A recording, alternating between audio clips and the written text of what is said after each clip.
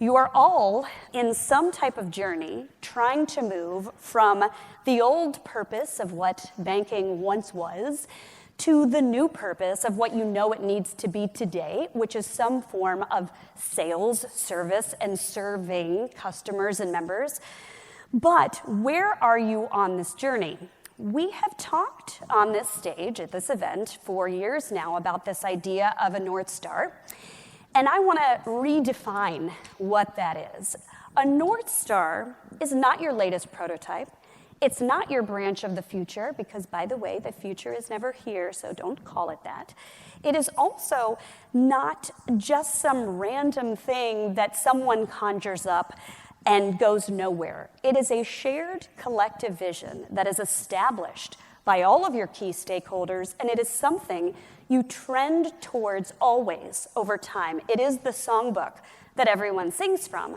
But just as important as establishing that North Star is a roadmap to get to the North Star, or at least always trend towards the North Star. These two pieces need to work together, and these two pieces are not really happening today. And so, whenever I speak at Future Branches, I feel compelled to talk about what we are seeing with clients and talk about what is needed. And this quote sums up what we are seeing. It is a quote by a futurist called Alvin Toffler. I'm fairly certain none of you have heard of him. But it says you've got to think about big things while you're doing small things so that all the small things go in the right direction. And that is difficult to do. Ultimately, though, what is happening is that your greatest expense, your branches, about 2/3 of your NIE is tied up in them. And it is also your greatest opportunity for differentiation. It's not necessarily getting your greatest strategy or your most long-term planning or your biggest collective thinking. And that is the danger and the missed opportunity. Because what's happening is that you've got a lot of things going on. You've got critical upgrades, you've got technology, you've got leases expiring and renovations planned, relocations, you've got consolidations perhaps, you've got new branches opening, you have new products and services being delivered, and you've got people doing what they do and doing a good job and maybe meeting their metrics, but really all of these things are occurring in silos. They are not connected. The songbook is not the same. And the real risk here is that all of these things are costing you money. And you are essentially wasting money if you are not spending it as wisely as you could be. If you're doing renovations that aren't thinking about what the future purpose of the branch should be, if you're relocating and you don't have the right analytics telling you where to go, if you're piloting new technology somewhere and you're not considering other CX efforts and EX efforts in the bank, if you are not doing these things together, you are not doing them optimally. And so what I would like all of you to think about doing is having a strategic plan, not just the master plan, and hopefully all of you have one of those somewhere, but a strategic plan for retail, for the branch network. Most everything that's happening in retail and the branches they're initiative-based, they're centered around launching new products. They are not thinking strategically about planning, whatever you call it. You need strategy and a plan. And that retail strategic plan absolutely needs to be informed by analytics. I've talked a lot for years about the importance of analytics. That's a huge piece and a starting point. It's how we start with many of our client engagements. But what we're seeing now is if there is not a bigger, broader, cohesive plan that are considering the design implications, the design of your network, and the design of what could be, you might know where to go and not know what to put there. These are the things that come together in a retail strategic plan. It is the long-term North Star vision and a long-term roadmap to trend towards that. That's a retail strategic plan. So 2 main objectives as you think about this plan. And we learned them from Chase. Be right-sized and be resilient. Right-sized, resilient. And they both start with R, so you can remember them. We'll start with right-sized. And what this means, you've all heard this word, at least I hope. But I want to remind you and explain this idea of critical mass and the network effect. So this rewards branch concentration. This chart is showing the relationship of branch share to market share. You want to achieve critical mass because at that point, there's an inflection where you have twice as much chance of your market share exceeding your branch share. And that's because people want to think you're everywhere. Perceived convenience is the name of the game. Perceived ubiquity. And by the way, critical mass used to be at about 8%, but because people don't go to branches as much anymore, as frequently, it's now hovering around 6%. So if there's 100 branches in any given area, you want at least 6 of them. Now here's the catch with this. Are they 6 beautiful, giant, big, standalone branches? No. They should be, yes, some of those become your hubs, but then you have smaller fit-out locations or micro locations. Then you have maybe self-service only locations, and these all work together. This is what hub and spoke means. It's achieving maximum input with minimum spend. And it looks kind of like this. If you've got a corporate presence, that's a halo effect of entire communities. Standalone branches are great. They're 360 view, they're projecting outward. But a fit out is potentially a third of the cost and still gives you an important point of presence that counts towards your critical mass. And then what about things like standalone self-service? That's 1/8 of your OpEx, 1/8 of your CapEx, and you're getting more than 1/8 of perceived presence. These are things you want to think about to get maximum impact with minimum spend. And so on the notion of smaller formats and self-service channels, what they look like matters. So maybe they look like this. I hope not. Or they could look like this, and not disrespecting my client Park. We rebranded, and as part of the rebranding, we said, oh, maybe there's like a little room to improve here. So what you see on the right is obviously much more brand impact. And then if you are starting from scratch, we've got clients, Guarantee Bank in Mississippi. This guy is taking down his branches and just putting up these drive-up ITMs and ATMs in areas of reduced opportunity. And so these standalone points of presence are not hubs. This is not where you're going to put all of your money on alone, but they are supporting CUTX, another one for Wood and Houston Bank. These are great examples of having maximum impact with minimum spend. And then when you go to storefronts, maybe they look like this, or maybe they look like this. And so the idea here, this was just an exterior renovation for United Bank. They were trying to maximize their presence in DC. They were there, nobody knew. And look at what lighting and color and graphics and digital signage and blade signs completely revitalized the entire, actually, neighborhood. Random vendors were thanking United for making the street look better. But this is showing how you maximize impact, or even in this same market, this is now in Georgetown, in a little micro fit-out location, we made it glow with a brand texture made of neon lights.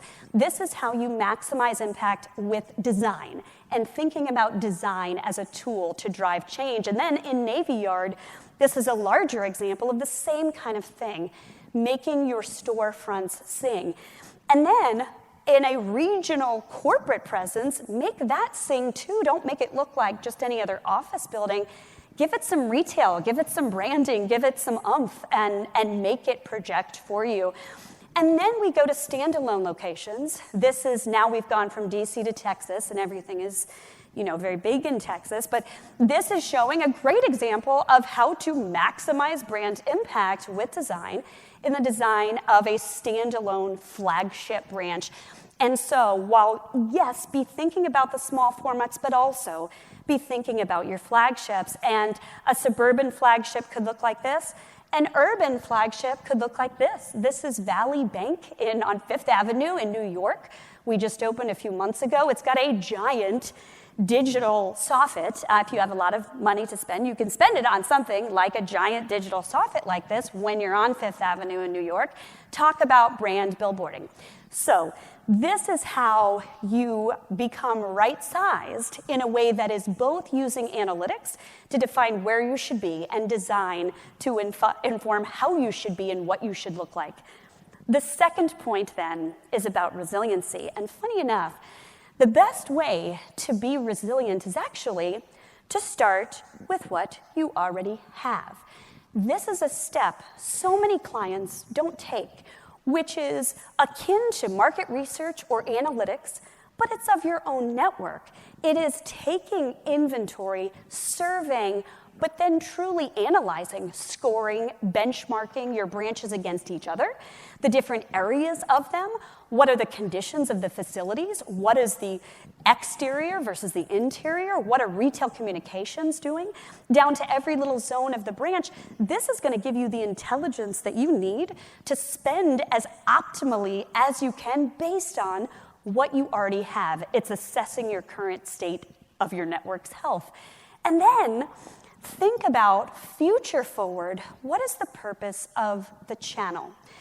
The channel has really these four purposes: efficiency, loyalty, cross-sell, and acquisition. And efficiency and loyalty are very much focused on saving channel migration and, of course, reducing staff and square footage. But then cross-sell and advocacy are focused on growth. And the idea here, figure out what you want to do where and how that changes over time. So you can save and you can grow, and more importantly, you can save to grow.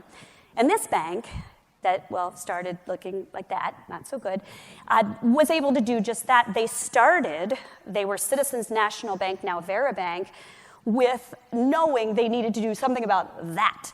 And so created a North Star renovation program and then tiers of renovation that could move through based on a scorecard and priorities.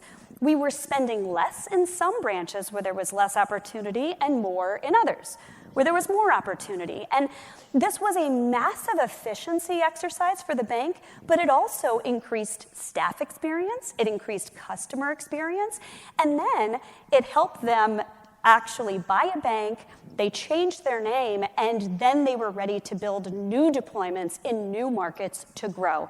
And that's what you see here. Now, this is real hub and spoke for new markets with flagships, and then ITM or ATMs they branded, but these are ITM video tellers. And this is how they achieve growth after getting efficient in their current network. And then you might have something that looks like this, and you might not know what to do with this. Do I just tear it down, or what do I do? But in this case, Penn Community said, no, it's in the right location. It doesn't look so great, but what if we renovated? And so if you have the right real estate, you don't have better options, you can do something like this. We renovated the outside, opened up some windows, suddenly you have signage, you have impact, and then on the inside, needed a lot of work, we completely changed it to look like this. And now this is a completely different experience by just doing a major renovation with what you have. Another example, when you're going net new, UW Credit Union has deployed a number of these North Star locations, all very community focused.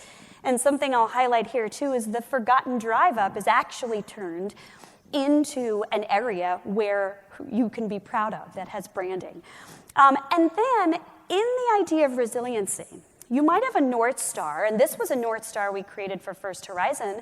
5 years later, we created a second one.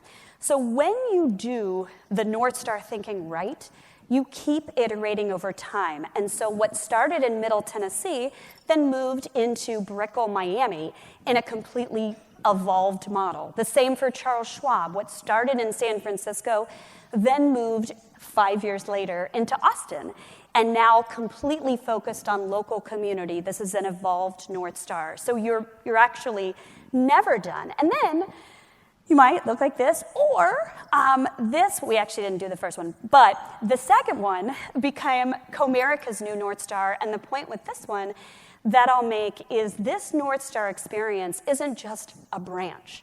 It's the new embodiment of experience that then extends into multiple formats. So for them, and by the way, they had a lot of siloed thinking, making decisions and not thinking about bringing things together. We brought it together so that your new drive-through with your ITM rollout, your new mobile experience, and all of your interiors start to look the same. We develop a kit of parts, and then that gets managed, evolved over time, and goes as much to new locations as it does to existing ones. So that's the idea of being right-sized and being resilient, with a lot of different examples, but all making the broader point of you must ladder up to strategic thinking and strategic planning for retail, for the channel, and how to use the channel. And the way to think about it is visualized here in this transformation arc of where you are to your future state that will always be evolving. You can start with a strategic plan, you prototype it, you pilot it, but then think about version control of what that future state is. Document, iterate at a point in time, republish it, and then go into a new wave. Document that, iterate it, and you're learning as you go. And what happens as you go is you can get faster and you can get more done. This is ultimately how you achieve transformation. And I will leave you with this last quote, that decisions without vision are wasting you time and they're wasting you money. So plan strategically, more advanced, for a right-sized and resilient branch network. Thank you.